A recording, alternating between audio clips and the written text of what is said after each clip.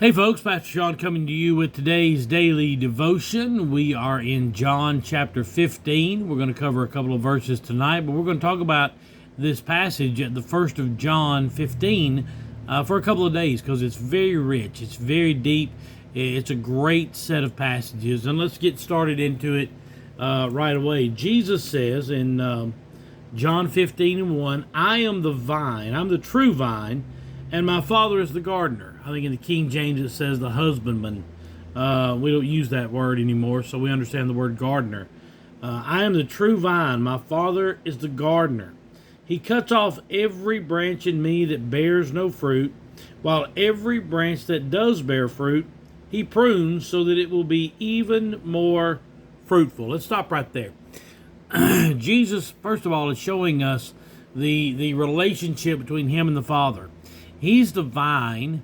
You and I are the branches, and the Father is the gardener. He is the one, the Father is the one who cuts off the vines, the branches that are unfruitful.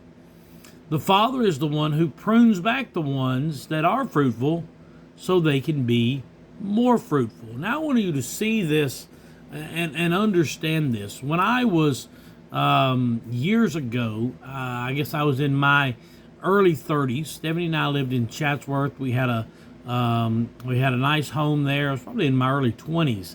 Be a better way of putting that. Yeah, I was in my early 20s, and the children were very, very small, and I started planting rose bushes. And one of the things that I learned very quickly was when you prune your rose bushes, there's a specific way you are supposed to prune them. Because if you don't prune them properly, they'll die. They'll dry up and they will die. And I began to study out and began to read and began to talk to other people and talk to people at the nursery and different things like that. And I figured out the way that I'm supposed to prune my rose bushes. And when I began to prune those rose bushes, they took off and grew in amazing ways. They grew up, they grew out, they sprouted new vines and new branches off of there, and it was amazing. But if something wasn't putting out roses, if there was a branch that wasn't putting out roses, maybe it had been infected by a disease or it had been destroyed by insects, whatever the case may be, when I trimmed it off, and I cut that dead branch off, it wasn't very long that new life sprung up in its place that produced new fruit. God is doing the same thing with you and I. There are things in our lives that are not productive, and God takes them out. I preached on this Sunday to a certain extent. There are things in our lives that are not productive that God takes out of our lives. For many, many years, I was a baseball coach in Chatsworth and loved every minute of it. It was fantastic. But there became a point in my life, where it was no longer productive in my life, and it was taken out. I didn't do it anymore. It became unproductive, and I'll say that the Lord took it out of my life. I tried to coach later in Elberton, and it just never worked out. I tried to coach adults, softball. It didn't work out. It was unproductive in my life, and it was taken out. It wasn't until maybe 4 or 5 years ago that I got back to coaching on a regular basis. Now, I coached throughout all that time, but I didn't get back to coaching on a regular basis, on a real basis, until about 5 or 6 years ago when we moved over here, and my brother asked me to come on and help him as his assistant coach. And I enjoyed the couple of years that he and I coached together, and I felt that coming back and becoming productive in my life. Again, I coached football at Ashworth for a couple of years, loved that. I coached golf for a couple of years at Ashworth, the middle school team there as well, loved that. And now I coach high school golf with my dear friend Bo Dooley, and we coach girls golf at Gordon Central, and it's wonderful. I love that part of my life. It has become productive again.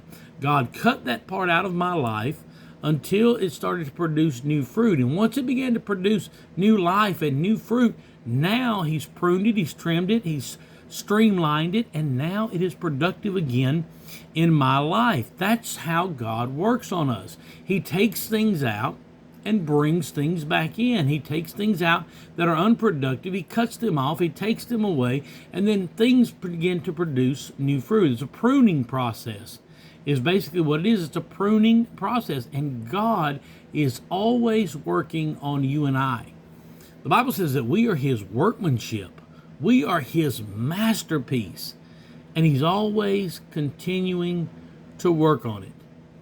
If you were to go to the art studio of Leonardo da Vinci or Michelangelo or any of those fantastic Renaissance artists back in those days, they had inventions that they had started working on and had stopped. They had paintings that they had started working on and had stopped because there was no fruit. There was no productivity in that part of their life, and so they stopped. And then they later finished those paintings. They later finished those inventions. They later finished those creations because they became productive again. They became fruitful again. There are things in your life that God is going to take out that he's never going to bring back. That is sin and habits and habitual situations. He's not going to bring those back into your life. They're cut off because they don't produce fruit and they're dead. And then there are things that he's going to prune back. There are things that he's going to prune back, like my coaching career. He pruned that back until it became fruitful again. And once it became fruitful again, he nurtured it and worked on it. And now it is extremely fruitful in my life. You may have a situation to where you're not being productive at all. Let God take that out. Let God trim that out. There may be a part of your life that it seems like it's producing a little fruit, but it needs some work. God will trim it back. He'll prune it up, and then it will begin to produce fruit in your life. Good fruit that's pleasing unto the Father. Now, let me say this. Just because it's pleasing to you doesn't mean it's pleasing to the Father. That may be something that God prunes you with. He may trim you back on something that you really love, and it's become an idol.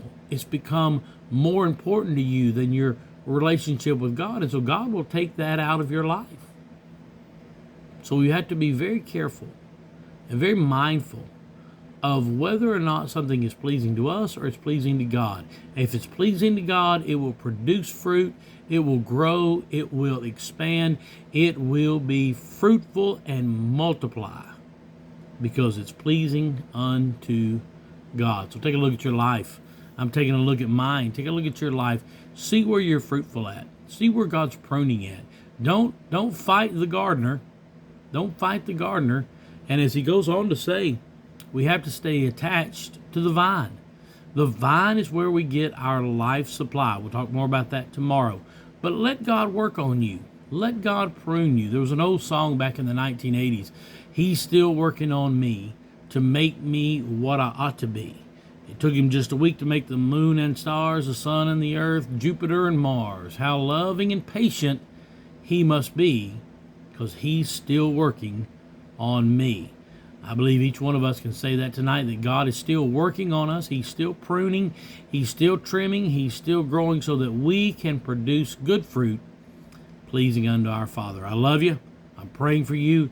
Hope to see you this weekend. It's homecoming at Irwin Hill, and we'd love to see you right there with us. God bless you as always, is my prayer.